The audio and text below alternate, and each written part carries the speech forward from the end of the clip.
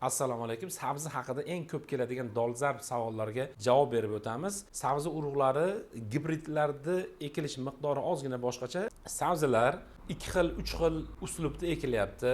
Hozir Surxondaryoda ayni damda trafarit orqali shablon qilib qo'lda tashlayotganlar ham bor yoki mayda Xitoy disyalkalari ham chiqdi, siyalkalar orqali ekilayotganlar ham bor va o'zimizning sepma uslublarimiz ham bor.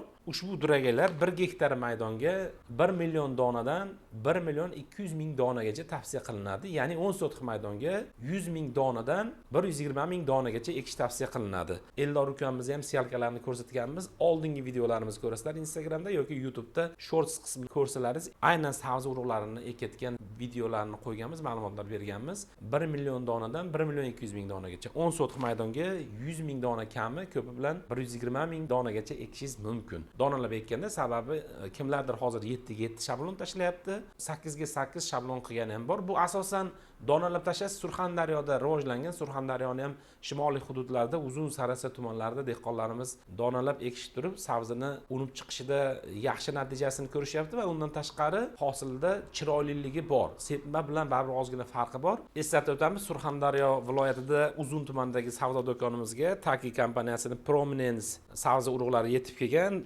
108 202 kalibrli telefon orqali aloqaga chiqsangiz bu urug'larni bemalol xarid qilishlaringiz mumkin. Endi sepmaga keladigan bo'lsak, 10 sotix maydonga eng kamida 150 ming dona tavsiya qilyapmiz. Gektarga 1,5 million donagacha tavsiya qilyapmiz. Sababi 10 sotix maydonda 100 ming dona urug'ni qo'lda sepib yetkazish bir muncha qiyinroq. Endi sepuvchini mahoratiga ham bog'liq-ku, lekin 1 gektar maydonga 1 million dona urug'ni qo'lda yetkazish sal qiyinroq. Yetkazadigan mutaxassislar ham bor aslida. 1,5 million dona qo'lda sepganda dehqonlarimizga tavsiya qilyapmiz.